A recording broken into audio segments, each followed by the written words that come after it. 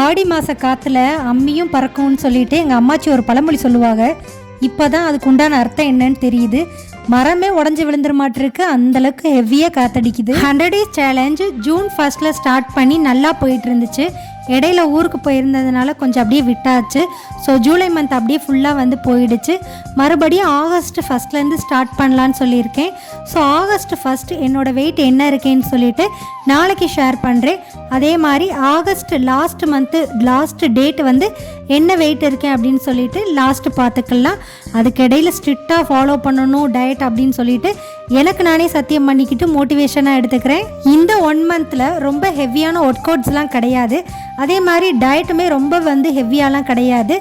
Balance diet தான் இருக்கலான்னு சொல்லிட்டு இருக்கேன். நான் என்ன மாதிரியாக ஹெல்த்தியான ஃபுட் எடுத்துக்கிறேன் அண்ட் என்ன மாதிரியான ஹெல்த்தியான ரெசிபீஸ் எல்லாமே வர வீடியோஸில் இருக்கும். ஸோ நம்ம சேனலை லைக் பண்ணி சப்ஸ்கிரைப் பண்ணி வச்சுக்கோங்க. நெக்ஸ்ட் வீடியோவில் மீட் பண்ணுவோம். பாய்.